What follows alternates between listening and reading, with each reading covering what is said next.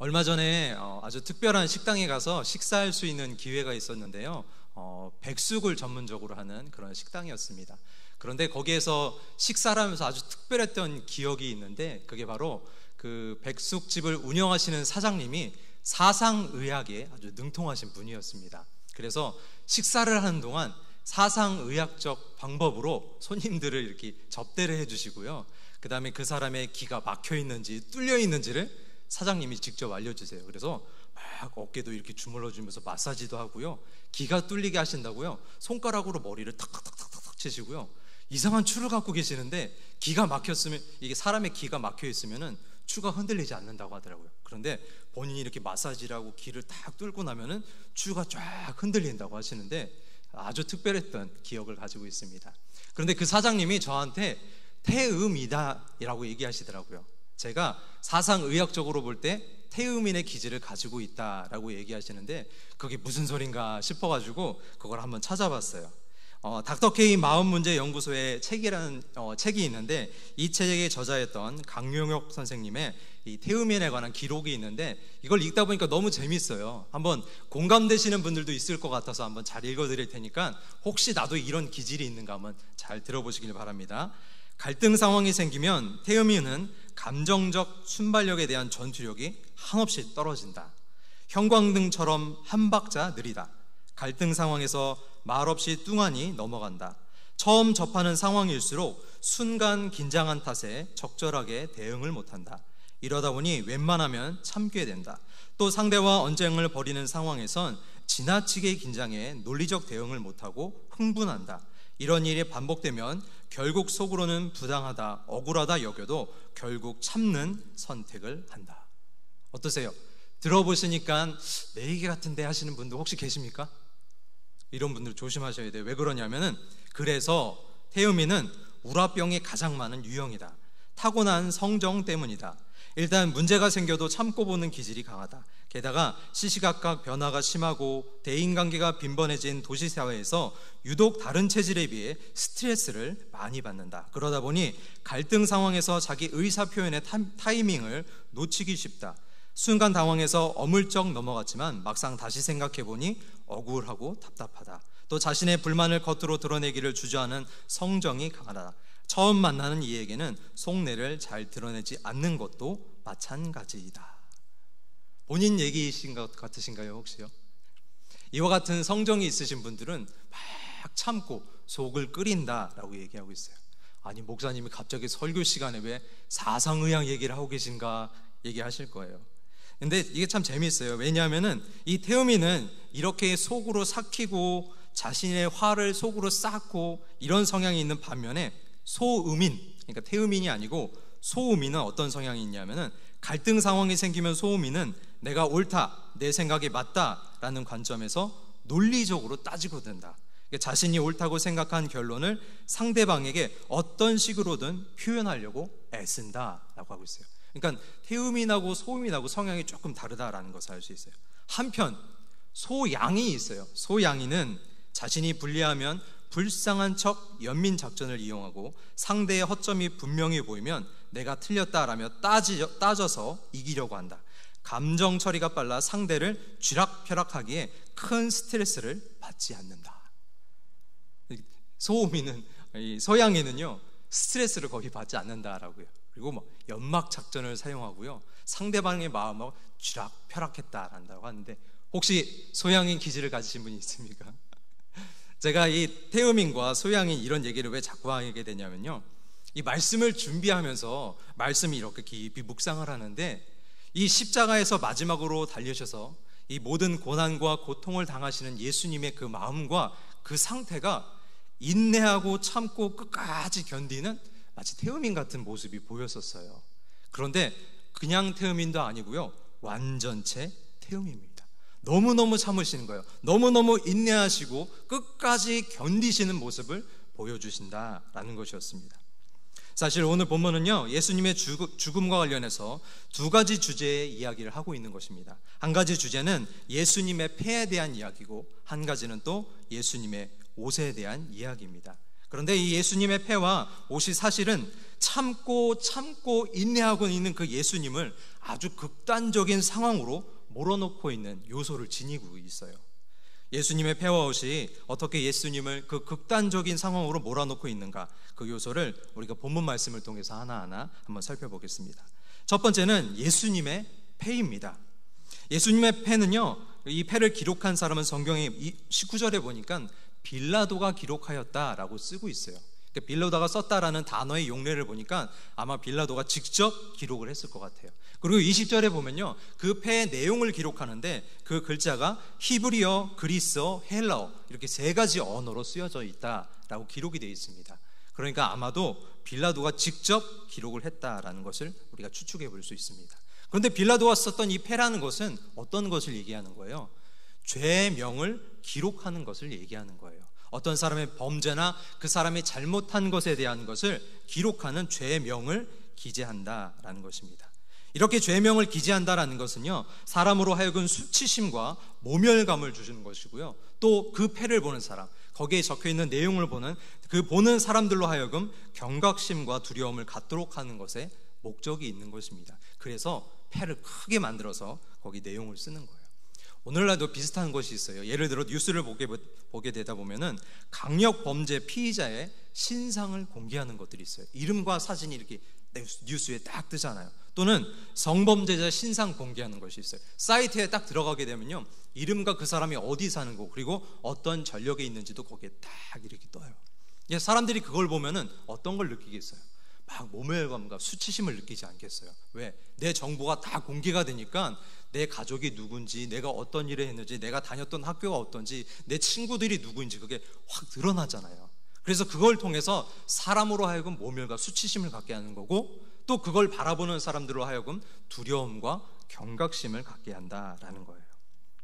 그런데 이와 같은 예수님 패 자체가 예수님을 극단적인 상황으로 몰아넣고 있는 것은 사실은 아닙니다. 왜 그러냐 하면은 패에 기록되어 있는 내용 자체가 예수님을 향해서 비방하고 조롱하는 내용을 담고 있지 않기 때문에 그렇습니다. 패에 기록되어 있던 내용이 무엇입니까? 예수님은 유대인의 왕이다 라고 기록이 되어 있어요. 이 헬라 원문상은 이렇게 기록되어 있는데 한번 잘 들어보세요. 오토스 에스틴 이에수스 오 바실레우스 톤 이오데온. 뭔 소리인지 잘 모르시겠죠? 저도 사실은 잘 몰라요. 근데 이거 굳이 왜 읽어드렸냐면, 재밌는 게 뭐냐면은 2000년 전에 빌라도가 패에다가 예수는 유대인의 왕 이렇게 써서 패를 딱 붙였는데요, 지금 이스라엘에 가면요, 예수님과 관련된 유적, 그리고 성전, 그 다음에 뭐 성당 이런 데 들어가면요, 이 헬라어 원문으로 이렇게 써 있어요. 예수는 유대인의 왕. 2000년 전에 빌라도가 기록했던 그 패의 내용이 지금은 각 교회나 아니면 성당의 입구에 예수는 유대인의 왕 이렇게 원문으로 기록되어 있다라는 것입니다. 그래서 예수님의 패가요, 예수님께 모욕과 치욕의 상징이 되어야 한다면, 그러니까 정말로 그 사람을 하여금 모멸감과 치욕감을 갖게 하려고 했던 목적이었다라고 한다면, 거기에다가 예수는 유대인의 왕 이렇게 기록하는 게 아니라 예수는 사기꾼, 또는 이 예수는 거짓말쟁이, 또는 이 예수는 정신병자, 아마 이렇게 기록을 했을 거예요. 그런데 그렇게 기록되어 있지 않습니다. 복음서별로 이 패에 기록된 내용을 조금씩 상이하게 기록하고 있는데, 마가복음 15장 26절에 보면은 The King of the Jew 이렇게 기록되어 있어요. 그게 뭐냐면은 유대인의 왕 이렇게 기록했다라고 하는 거예요. 마태복음 27장 37절에 보면은 이 예수는 유대인의 왕이다 이렇게 기록을 하고 있고요. 누가복음 23장 38절은요, 마가복음하고 동일하게 기록하고 있습니다. 유대인의 왕. 그런데 요한복음은요, 우리가 읽은 이 본문의 말씀인 요한복음은요, 그 기록 내용이 조금 다른 복음서하고는 조금 더 달라요. 뭐라고 되어 있냐면은 예수, 그러니까 나사렛 예수는 유대인의 왕이다 라고 기록을 하고 있어요.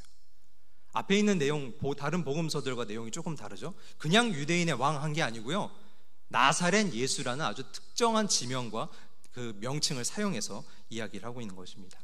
이거 요한은요, 왜 예수님을 특정해서 패의 내용을 우리에게 이야기해 주고 있을까요? 그것은요, 이 패의 내용 자체가 예수님께 치욕이 되지 않고요, 오히려 이 내용이 예수님에게는 영광스러운 내용이 되기 때문이다라는 거예요. 그래서 그 패의 내용을 그 당시 흔했던 그냥 이 예수란 이름이 그 당시에도 많이 사용되었었던 이름이거든요. 그냥 흔히 사용되었었던 예수란 이름으로 그냥 표현하지 않고 이 예수님이다, 우리를 구원하시는 이 예수님이다 라고 그 패의 내용이 기록된 것이라고 콕 집어서 말하고 싶었던 거예요, 요한은요. 그래서 그 당시 예수님이 불리던 예수님의 이름의 명칭을 넣어서 나사렛 예수라고 기록을 하고 있는 것입니다. 실제로 예수님은요, 그냥 예수라 불리지 않았고요, 나사렛 예수란 수식으로 복음서에서 항상 불리고 사람들에게 회자되었습니다. 마가복음 10장 47절에 보면요, 나사렛 예수시란 말을 듣고 소리질러 이르되 라고 얘기하고 있어요. 그러니까 예수님을 뭐라고 부르고 있어요? 오, 나사렛 예수여 라고 부르고 있는 거예요. 누가복음 18장 37절에 보면 그들이 나사렛 예수께서 지나가신다 라고 또 기록을 합니다. 이건 다 뭘 얘기하냐면은 주변에 있는 사람들이 예수님을 부를 때 나사렛 예수다 라고 불렀다라는 기록이에요. 마태복음 21장 10절에 보면 무리가 이르되 갈릴리 나사렛에서 온 선지자 예수라 하니라. 보세요, 예수님을 부를 때 그냥 예수 이렇게 부르지 않고 항상 어떻게 불러요? 나사렛 예수, 나사렛 예수. 요한은요, 이 명패, 예수님의 패에 달린 이 내용을 강조하고 싶은 거예요. 이 예수, 유대인의 왕 예수란 이 내용 자체를요, 조금 더 명확하게 강조하고 싶은 거예요. 이 예수님이, 이 우리에게 복음을 증거하고 공생애로 살아갔던 이 예수님이 유대인의 왕이란 패의 타이틀을 가지셨다라는 것을 이야기하고 싶었던 것입니다. 요한은 이 패의 내용을 강조하고 싶었던 거예요. 이방인이었던, 심지어는 예수님을 십자가에 못 박아 주도록 내어준 빌라도조차도요 인정하고 있다라고 요한은 말하고 싶은 거예요. 봐봐라, 빌라도가 이렇게 인정하고 있지 않냐, 이 얘기를 지금 하고 싶은 거예요. 이와 같은 것은 빌라도의 관점과도 일맥상통하게 됩니다. 이 빌라도의 관점을 우리가 유대인의 대제사장들과 대화하는 빌라도의 모습을 통해서 조금 더 명확하게 볼 수 있어요. 우리가 읽었던 본문 말씀 21절에 보면은 유대인의 대제사장들이 빌라도에게 이르되 유대인의 왕이라 쓰지 말고 자칭 유대인의 왕이라 쓰라 하니 라고 기록을 하고 있어요. 빌라도가 그 패에다가 나사렛 예수는 유대인의 왕 이렇게 쓰니까 그 대제사장들이 찾아와가지고요 빌라도에게 얘기하는 거예요. 유대인의 왕이라 쓰지 말고 거기에다 단어 하나를 더 붙여주십시오. 자칭 유대인의 왕. 이 헬라어 원문으로는요 자칭이란 단어가 에이미예요. 에이미. 그러니까 거기다가 뭘 넣어달라는 거예요? 에이미를 넣어주세요. 거기다 에이미를 붙여주세요. 이 에이미란 단어 하나만 더 더하여 주세요 라고 얘기하고 있는 거예요. 이 유대인의 대제사장들은요 그 패에 기록된 내용 자체가 영광스러운 것처럼 보여지는 거예요. 사람들이 볼 때 불편하고요, 사람들이 볼 때 위축감을 느끼고 자기들이 볼 때 옳지 않다라고 생각하는 거예요. 그래서 그 내용에다가 죄를 더하고 싶은 거예요. 치욕스러운 내용을 더하고 싶은 거예요. 모멸감과 경멸을 더할 수 있는 단어를 붙이고 싶은 거예요. 그게 바로 에이미예요. 에이미. 그런데 빌라도는요 어떻게 대답합니까? 22절에 빌라도가 대답합니다. 빌라도가 대답하되 내가 쓸 것을 썼다. 뭐라고 했다고요? 내가 쓸 것을 썼다. 사실 이 한글의 성경 말씀을 보면요 빌라도가 그냥 내가 쓸 것 썼어 그냥 평이하게 얘기하는 것 같은 느낌을 받잖아요. 그런데 그렇지 않아요. 이 유대인의 대제사장과 지금 빌라도가 대화하는 내용 자체는요 굉장히 감정적으로 격앙되어 있는 상태예요. 그리고 이 빌라도가요 굉장히 화가 나서 아주 단호하게 자르면서 이야기하는 감정적인 언어를 사용하고 있어요. 그게 뭐냐면은 원어상으로는 게그라파라고 해요. 게그라파. 그게 뭐냐면 내가 썼다라는 단어예요. 그런데 원문상으로 보면 이 단어를 빌라도가 이렇게 해요. 오 게그라파 게그라파. 이 단어를 2번 반복을 해요. 그냥 한 번 얘기하는 게 아니라 오 게그라파 게그라파. 내가 썼다 내가 썼다 이렇게 얘기를 하는 거예요.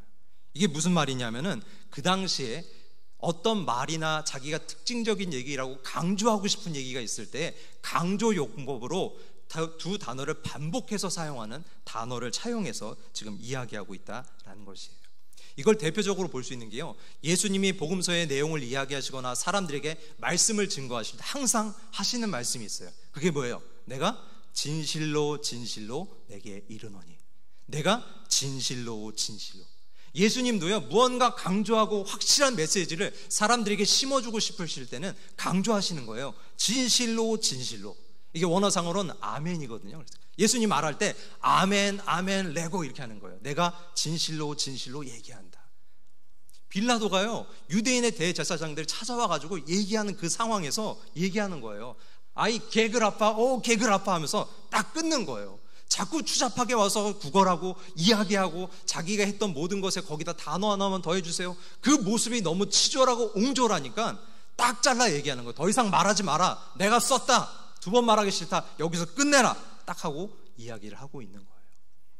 그런데 이 예수님의 패가 영광을 상징하고, 오늘날 우리가 볼 때에는 예수는 유대인의 왕이라는 것이 모든 성당과 유적지에 원문상으로 잘 기록되어 있는 걸 보게 되고 있지만, 그 당시의 상황으로 돌아가서 십자가상에서 예수님을 한번 생각해 보세요. 십자가에 예수님이 이미 달리셨어요. 사형 판결을 받으시고 온 채찍질을 당하시고요, 물과 피가 흐르고 머리가 찢기고 온 피부가 찢기면서요, 십자가에 지금 못 박혀서 매달려 있는 상태예요. 그런데 그 밑에 지금 누가 찾아오는 거예요? 유대인의 대제사장들이 찾아와요. 그런 다음에 예수를 힐끔 보고, 명패를 힐끔 보고, 그 다음에 빌라도에 가서 막 얘기하는 거예요. 그 앞에서 막 간청하고 구걸하는 거예요. 이야기를 하고 있는 거예요. 에이미를 넣어주소서, 에이미를 넣어주소서. 빌라도가 단호하게 끊습니다. 근데도 얘기하는 거예요. 에이미를 넣어주소서. 십자가상에서 예수님이 그 모습을 볼 때요, 얼마나 우라가 치밀까요?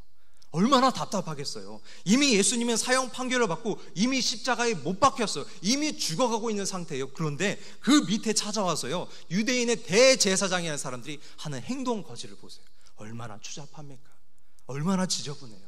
거기 와서 그거 폐에 달리 단어 하나만 더 해달라고 굽신굽신하는 그 모습을 보는 예수님의 심정을 한번 생각해 보세요. 제가 만약에 그 그리스도의 역할을 감당하는 사람이었다라고 한다면요, 당장 내려왔어요.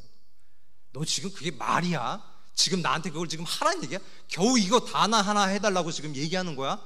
그러지 않겠어요? 속이 뒤집어지지 않겠어요? 그런데 예수님은요, 그 상황에서도 끝까지 참으십니다. 인내하세요. 거기에 미동도 없다라는 거예요. 예수님의 달려있는 그 패가 예수님께는 영광을 상징하는 상징으로 선언이 되었지만은, 오히려 거기에 예수님을 더욱더 자극하고 예수님으로 하여금 고통과 모멸감과 치욕감을 느끼게 하는 요소로 오히려 더 그게 지금 작용을 하고 있는 거예요. 대제사장들을 끌고 와서 사람들로 하여금 막 분란을 일으키고 그 앞에서 웅성웅성거리게 하고 예수를 힐끔힐끔 쳐다보게 만드는, 오히려 더 자극하는 요소로 만들고 있다라는 것입니다. 두 번째는 무엇이 있습니까? 바로 예수님의 옷입니다. 이 예수님의 옷은 예수님을 어떻게 극단으로 몰아놓고 있는 요소를 지니고 있을까요? 우리가 살펴보는 이 옷은요, 그냥 옷이 아니라 바로 예수님의 속옷입니다. 우리 본문 말씀 23절에 보면은, 군인들이 예수를 십자가에 못 박고 그의 옷을 취하여 4기째 나눠 각각 한 기씩 얻고 라고 되어 있어요. 보세요. 이미 예수님이 십자가에 못 박았어요. 그리고 못 박을 때 예수님의 옷을 싹 벗겨요. 그리고 난 다음에 예수님의 그 옷을 취한 거예요. 그리고 그 옷을 4깃으로 잘라요. 4깃이라는 건 4부분으로 잘랐다는 거예요. 4부분으로 자르고 한 부분씩 가져요. 그러니까 지금 병사가 몇 명이 있는 거예요? 4명이 있는 거예요. 그렇게 취하고 그 다음에 속옷도 취했어요. 그런데 이 속옷을 어떤 속옷이라고 표현하고 있냐면은, 이 속옷은 호지 아니하고 위에서부터 통으로 짠 것이다 라고 기록을 하고 있습니다. 당시 기록이나 고대 문헌에 따르면요, 그 당시 사형 집회를 하는 군인들은요 4인 1조로 운영이 되었다라는 기록이 남아있고요, 사형이 집행되는 모든 과정에서 발생하는 부산물, 그러니까 그 모든 물건의 소유는 그 당시 사형을 집행하는 군인들에게 있었다라고 하는 것입니다. 그래서 군인들이 취하여 4부분으로 잘라서 그 옷을 가져간다라는 거예요. 그러니까 옷을 4부분으로 자른다라는 걸 우리가 상상을 할 수 없잖아요. 팔도 있고 이렇게 돼 있는데 어떻게 하나. 그런데 그 당시 고대 근동 사람들의 복장 모습을 보면요, 좀 이해가 돼요. 왜 그러냐면은 옷 자체가 오늘날처럼 이렇게 미싱이나 박음질이 잘 돼 있는 옷이 아니고요, 긴 천 같은 옷으로 돼 있어요. 그리고 그 가운데 구멍을 뽕 뚫어놔요. 그리고 그거를 휙 뒤집었어요. 그런 다음에 옷이 펄럭펄럭거리니까 펄럭거리는 거를 막기 위해서 허리띠를 띠는 거예요. 이게 그 당시 사람들이 입던 옷이었어요. 그러니까 그 겉옷을 확 벗기면은 쫙 펴놓으면 마치 뭐와 같은 거예요? 이불 비슷해요. 쫙 펴지면. 그러니까 어떻게 하는 거예요? 4등분으로 쫙 잘라가지고 자기들이 가져가서 뭐 시장에 내다 팔거나 자기 집에 매운 것 헤어진 옷을 메우거나 아무튼 자기 마음대로 그렇게 쓰려고 했던 것이다 라는 거예요. 그런데 특이한 것은 예수님의 속옷은 네 부분으로 자르지 않았어요. 네 부분으로 자르지 않고 예수님의 옷은 한 사람이 가져가도록 제비 뽑기를 하자라고 얘기했습니다. 이 예수님의 속옷은요, 호지 않고 통으로 짠 속옷이었다 라고 얘기하고 있는데, 예수님이 십자가상에 달리실 때 예수님이 입고 있었던 속옷을 우리에게 이야기해 주고 있습니다. 일반적인 속옷은요, 씨줄과 날줄을 엮어서 짠 두 장의 천을 꿰매서 만들었다라고 하고 있어요. 그러니까 씨줄이라는 것은 뭐냐면, 옷감을 짤 때 실이 수직으로 올라가는 것을 씨줄이라고 해요. 날줄을 뭐냐면요, 이 실이 수평으로 가는 것을 날줄이다라고 해요. 그래서 이 수평으로 가는 것과 수직으로 가는 것이 서로 교차가 되면서 모직 형태를 만들고요, 그래서 옷감을 만든다라는 거예요. 그런데 호지 않고 통으로 짠 속옷은요, 수직으로 가는 옷과 가로로 가는 것이 교차해서 만드는 것이 아니라 오직 한 가지의 날줄, 옆으로 가는 수평한 그 날줄만 가지고 한 개의 옷감으로 옷을 만들었다라는 것입니다. 그래서 일반적인 옷은요, 찢을 수가 있었지만 호지 않고 통으로 짠 속옷은 찢으면요, 올이 다 풀려서요, 천으로도 쓸 수가 없는 거예요. 그래서 로마 군병들은 예수님의 겉옷은 찢어서 나눠 가져갔지만 속옷은 찢지 않고 제비를 뽑아서 통째로 가져갔다라는 것입니다. 호지 않고 통으로 짠 그 속옷, 그것을 제비 뽑아서 통으로 가져갔다라는 것이에요. 그런데 이런 옷은요, 사실 보통 사람이 입을 수가 없는 옷입니다. 왜냐하면 제사장들만이 특별히 입는 옷이었기 때문에 그래요. 하나님께서 모세에게 시내산에서 계시할 때에 출애굽기 39장 1절에 보면 이렇게 기록하고 있습니다. 그들은 여호와께서 모세에게 명령하신 대로 청색, 자색, 홍색 실로 성소에서 섬길 때 입을 정교한 옷을 만들고 또 아론을 위하여 거룩한 옷을 만들었더라 라고 기록하고 있습니다. 그러니까 제사장들이 성소에서 섬길 때 입을 수 있는 정교한 옷을 만들어 입으라 라고 하고 있는데, 그 정교한 옷이라고 할 때 그 정교한이란 단어가요, 쉐라드라는 단어예요. 근데 이 쉐라든 단어는요, 어떤 의미를 지니고 있냐면은 너무나 정교해서, 그 이음새의 바느질이 너무나 정교해서 바느질 자국이 보이지 않을 정도로 정밀하게 만든다라는 뜻을 가지고 있는 거예요. 그러니까 일반적으로 흔하게 만들 수 있는 옷의 질감과 재질이 아니다라는 거예요. 아주 특별하게 제조된 옷을 이야기하고 있는 거예요. 꿰매지 않은 옷을 얘기하고 있는 것이고, 천을 잇지 않은 옷을 얘기하는 거예요. 지금 오늘 본문에 나오는 호지 않고 통으로 짠 옷을 우리에게 지금 이야기해 주고 있는 것입니다. 그래서 유대인의 역사가였던 요세푸스는요, 그 당시 대제사장들의 속옷이 일반인들의 속옷과 달리 호지 않고 통으로 만들어졌다, 이렇게 기록을 하고 있습니다. 그렇기 때문에 이 예수님의 옷은요, 예수님이 우리에게는 대제사장이 되신다라는 것을 증거하고 상징적으로 나타내는 모습을 우리에게 보여주고 있는 것입니다. 예수님의 속옷이 드러나는 것은 예수님이 우리에게 감추어져 있던, 우리에게 드러난, 우리에게 새롭게 계시된 우리의 대제사장이시다라는 것을 드러내는 거예요. 그러니까 예수님의 옷 자체는 예수의 영광과 예수의 지위를 나타내는 거예요. 그런데 문제가 뭐예요? 그 옷을 가지고 지금 누가 제비뽑기하고 있어요? 군인들이 제비뽑기하고 있어요. 본문 말씀 24절에 보면 군인들이 서로 말하되 이것을 찢지 말고 누가 얻나 제비 뽑자. 이 상황을 그러니까 예수님이 지금 십자가에 달리신 이 상황을요, 더 처참하게 만들고 있는 것, 예수님을 더 끔찍하고 모멸감이 들도록 만들고 있는 것이 바로 이 군인들이다라는 거예요. 우리는 많은 성화의 이미지를 통해서 예수님이 십자가에 못 박히신 그 거룩한 성화의 이미지들을 많이 보면요, 거기 예수님이 성화에 달리실 때 아래를 가리고 있어요. 하얀 수건이나 아니면 천 같은 걸로 가린 모습을 많이 기억을 하실 거예요. 그러나 그 당시 십자가형은요, 아래를 가려주지 않습니다. 옷을 완전히 발가 벗겨버려요. 그리고 더 끔찍하고 더 참혹하고 더 모멸감이 드는 게 뭔지 아십니까? 완전히 발가벗겨진 그 예수님을 보고요, 지금 누가 서 있는 줄 아세요? 본문 말씀 25절에 보면은 예수의 십자가 곁에는 그 어머니와 이모와 글로바의 아내 마리아와 막달라 마리아가 섰는지라. 여자들이 서 있는 거예요. 이 당시에 남자의 하체를 드러낸다는 것 자체는요, 너무너무나도 큰 치욕이었습니다. 이 대표적으로 드러난 사건이요, 이 창세기 말씀에 보면 노아 사건에 기록이 되어 있어요. 이 노아의 하체를 가려주지 않고 드러낸 그의 아들, 그러니까 가나안에 있어서 가나안이 아버지의 하체를 가려주지 않고 그걸 형제들에게 이야기하고 드러냈을 때 노아가 자기 아들에게 어떻게 얘기했는가? 창세기 9장 24절에서 25절까지 보면 노아가 술이 깨어 그의 작은 아들이 자기에게 행한 일을 알고 이에 이르되 가나안은 저주를 받아 그의 형제의 종들의 종이 되기를 원하노라. 이 하체를, 남자의 하체를 드러내는 게 얼마나 치욕스러운 거냐면 자기의 자녀를 저주할 정도로 치욕스러운 사건이다 라고 얘기하고 있는 거예요. 출애굽기 20장 26절에 보면은 하나님의 성전을 섬기는 제사장들이요, 이 하체가 드러나지 않도록 하라면서 이렇게 얘기하고 있어요. 너는 층계로 내 제단에 오르지 말라. 내 하체가 그 위에서 드러날까 함이니라. 율법에서는요, 근친상간에 대해서 아주 죽이라고 명령을 하고 있습니다.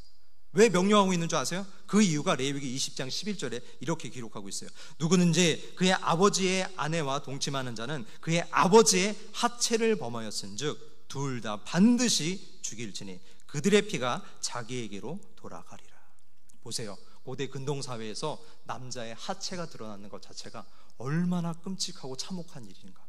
율법에서는 반드시 죽여버려야 하는 율법의 내용도 포함되어 있다는 것이에요.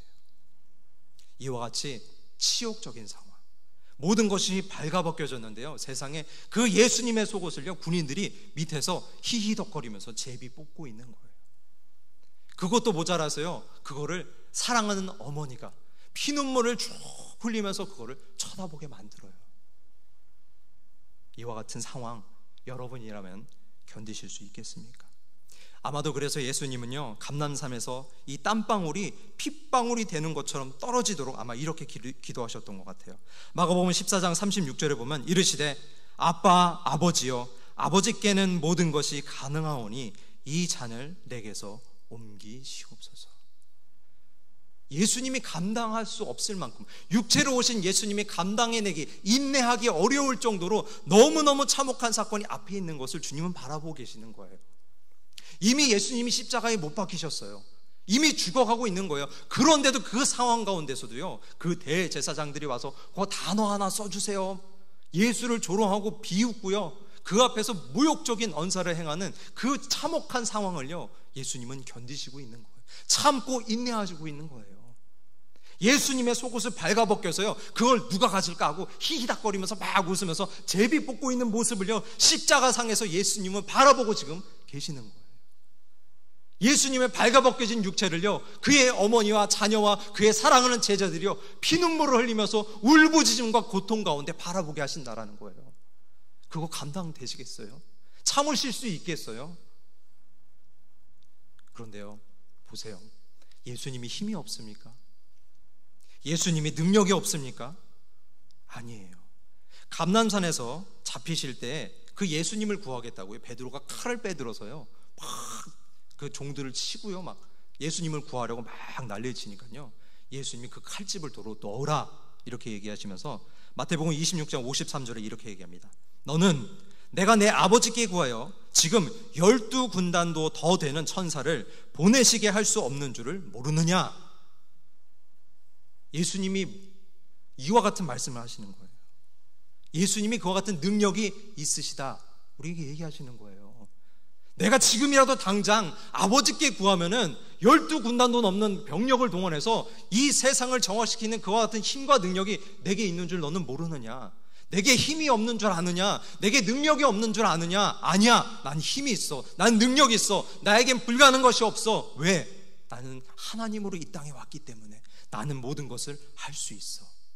그런데 그 하나님이신 예수님이요, 그 모멸적인 상황에서, 그 조롱 섞인 상황에서, 그 치욕적인 상황에서요, 아무 말도 하지 않고 참으십니다. 인내하시는 거예요. 끝까지 견디시는 거예요.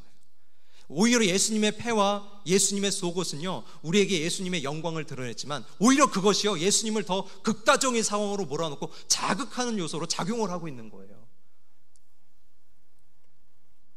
그렇게도 처절하게, 그렇게도 비참하게 예수님은 묵묵히 십자가의 길을 걸으셨습니다. 그리고 마지막 십자가의 죽음에서도요, 이 모든 것을 감당하십니다. 예수님은 왜 이렇게 하시는 걸까요? 왜 이렇게까지 인내하시고 견디시는 걸까요? 왜 참아내시는 걸까요? 하나님의 아들이 능력이 없습니까? 아니면 권능이 약합니까? 모든 것을 하실 수 있는 무한한 능력이 있으신 분이 왜 이렇게까지 하시는 것일까요? 그것은요, 우리를 사랑하사 우리가 당해야 할 치욕과 고통을 대신 지시고 끝까지 우리를 사랑하셨기 때문입니다. 다시 말하면요, 그것은요, 나를 사랑하사 내가 당해야 될 치욕과 고통을 대신 지시고 끝까지 나를 사랑하셨기 때문인 거예요. 빌립보서 2장 6절에서 8절까지 말씀엔 예수님이 이 마음과 상태와 심정을 이렇게 기록합니다. 그는 근본 하나님의 본체시나 하나님과 동등됨을 취할 것으로 여기지 아니하시고 오히려 자기를 비워 종의 형체를 가지사 사람들과 같이 되셨고 사람의 모양으로 나타나사 자기를 낮추시고 죽기까지 복종하셨으니 곧 십자가의 죽으심이니라. 힘이 없는 게 아닙니다. 능력이 없는 게 아닙니다. 못해서 그런 게 아니에요. 나를 위해서, 나를 사랑하기 때문에 참으시는 거예요. 인내하시는 거예요. 나를 위해서 끝까지 그 모멸적인 상황, 치욕적인 상황, 그 모든 것을 인내하고 견디시는 거예요. 왜? 그래야만 나를 구원할 수 있으니까. 그래야만 내가 죄사함 받고 하나님의 자녀가 될 수 있으니까요. 그래야만 내가 하나님이 구원받고 하나님의 자녀로 불림받을 수가 있기 때문에 그 모든 것을 감내하신다라는 거예요. 끝까지 사랑하시는 주님, 끝까지 사랑하시는 그 예수님. 요한복음 13장 1절은 예수님의 사랑을 이렇게 표현합니다. 예수께서 자기가 세상을 떠나 아버지께로 돌아가실 때가 이룬 줄 아시고 세상에 있는 자기 사람들을 사랑하시되 끝까지 사랑하시니라. 오늘 말씀을 준비하면서요, 한 동화의 내용이 떠올랐습니다. 한스 크리스티안 안데르센, 우리가 소위 얘기하는 안데르센 동화에 있는 내용인데요, 어머니 이야기라는 내용이에요. 죽음에게, 그러니까 죽음이라는 존재에게 아이를 빼앗긴 어머니의 그 위대한 여정을 기록한 동화의 내용입니다. 그 동화의 내용은 이렇게 돼 있어요. 어떤 아이가 죽어가고 있습니다. 시름시름 알아서 죽어가고 있어요. 엄마는요, 그 아이를 고치기 위해서 최선을 다해서 노력을 합니다. 그런데 엄마가 깜빡 잠든 사이에 죽음이 그 아이를 데려가 버렸어요. 엄마는요, 그 아이를 되찾기 위해서 죽음을 막 쫓아갑니다. 죽음이 어디 갔는지 아십니까? 막 쫓아가다가 밤을 만났어요. 그 밤에게 물어보는 거예요. 죽음이 어디 갔는지 아시나요? 밤이 이렇게 얘기합니다. 밤은 밤마다 아이에게 불러두던 자장가를 모두 불러주면은 길을 알려주겠다고 엄마에게 얘기를 합니다. 엄마는요, 밤새 자장가를 불러줬어요. 쉬지 않고 울면서 아이에게 불러줬던 자장가를 불러줍니다. 그제서야 죽음이 어디로 갔는지 이야기를 해줍니다. 또 막 가고 있다가 이번에는 가시나무를 만났어요. 죽음이 어디로 갔는지 보셨나요? 가시나무에게 물었어요. 가시나무가 이렇게 대답합니다. 보았지. 하지만 어느 쪽으로 갔는지 말해줄 수 없어. 혹시라도 당신이 내 몸을 따뜻하게 녹여준다면 모를까. 난 추워서 죽겠어. 이러다가 얼마 안 가서 그냥 꽁꽁 얼어버릴 것 같아. 그 얘기를 들은 엄마는요, 이 가시나무 덤불을 품에 꼭 끌어안고 따뜻하게 해줍니다. 너무 꼭 껴안아서요, 가시가 온몸을 찔러 엄마의 가슴에서는 굵은 핏방울이 흘러나옵니다. 그러자 그 추운 겨울밤에요, 가시나무 덤불에서 싱싱한 푸른잎과 꽃들이 피어나기 시작했어요. 죽음에게 아이를 빼앗겼던 그 슬픈 엄마의 가슴은요, 그만큼이나 따뜻했다라는 것입니다. 가시나무는 엄마에게 죽음이 간 길을 알려주었습니다. 가시나무가 가르쳐준 길을 가다가요, 큰 호수에 다다릅니다. 호수는 엄마에게 두 눈이 빠질 정도로 울어서 그 빠진 두 눈을 달라고 얘기를 해요. 엄마가 이렇게 얘기해요. 제가 아이에게 갈 수만 있다면 못 내놓을 게 뭐가 있겠어요. 엄마는요, 울고 또 울고 너무 울어서요, 결국에는요, 두 눈이 빠집니다. 그 두 눈은요, 호수에 빠져서요, 귀한 진주가 되었어요. 호수를 지나가다가 만난 할멈에게요, 아이의 생명이 있는 온실의 위치를 알아냅니다. 하지만 그 대가로요, 검은 머리카락을 주고 하얀 머리카락을 받습니다. 이제 백발의 엄마는요, 죽음보다 생명의 온실에 먼저 도착을 했습니다. 죽음이 여기에서 이렇게 묻습니다. 어떻게 여기까지 왔습니까? 당신이 어떻게 이 모든 것을 해치고 여기까지 왔습니까? 그때 엄마가 이렇게 대답해요. 저는 엄마니까요. 저는 엄마니까요. 아이를 위한 엄마의 행동에 무슨 이유가 더 필요하겠습니까?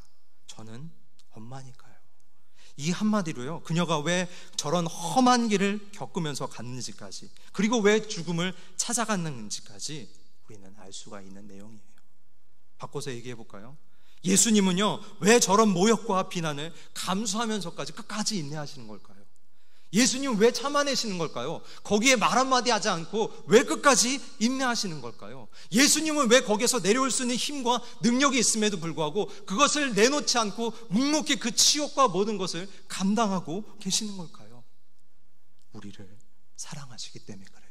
아니요, 나를 사랑하시기 때문이에요. 우리의 구원과 우리의 생명이 무엇보다도 소중하기 때문에 그의 모든 것을 십자가에다 내어놓고 인내하고 계시는 것입니다. 오늘 말씀을 듣는 우리 모든 성도님들이 이 예수님의 패와 옷을 잘 기억할 수 있기를 바랍니다. 그리고 이 예수님의 패와 옷을 통해서 그 사랑을 깨닫고 그 사랑 안에 충만히 거하실 수 있기를 예수님의 이름으로 축복합니다. 우리 말씀 생각하면서 찬양하실 텐데요, 하나님 아버지의 마음이란 찬양, 우리 같이 찬양으로 고백드리겠습니다.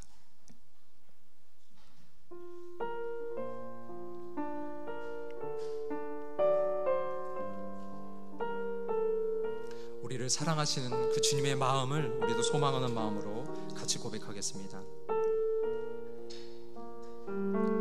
아버지, 당신의 마음이 있는 곳에 나의 마음이 있기를 원해요. 아버지, 당신의 눈물이 고인 곳에 나의 눈물이 고이길 원해요. 아버지, 당신이 바라보는 영혼에게 나의 두 눈이 향하길 원해요. 아버지, 당신이 울고 있는 어두운 땅에 나의 두 발이 향하길 원해요. 나의 마음이 아버지의 마음 알아. 내 모든 뜻 아버지의 뜻이 될 수 있기를 나의 온 몸이 아버지의 마음 알아. 내 모든 삶 당신의 삶. 다시 한번 고백합니다. 나의 마음이 아버지의 마음 알아. 내 모든 뜻 아버지의 뜻이 될 수 있기를 나의 온 몸이 아버지의 마음 알아. 내 모든 삶 당신의 삶 되기를. 우리 이 시간 말씀을 생각하며 통성으로 기도하실 텐데 우리 주님의 그 사랑을 좀 깊이 묵상했으면 좋겠습니다. 그냥 십자가에 죽으셨던 그 사랑 말고요, 그 십자가를 위해서 끝까지 인내하신 그 사랑, 십자가를 위해서 그 고통과 모멸과 치욕을 감당하신 그 예수님의 사랑, 나를 사랑하시는 그 사랑, 나를 구원하고자 하시는 그 예수님의 소망과 열망, 주님 그것을 내가 깨닫길 바랍니다. 그 마음, 그 사랑이 내 마음속에 있기를 원합니다. 주님, 이 사랑, 그 사랑을 회복하여 주시옵소서. 이 시간 그 사랑이 회복되는 시간 되게 하여 주시옵소서. 우리 다 같이 동성으로 기도할 때 주여 세 번 크게 부르시고 동성으로 기도합니다. 주여.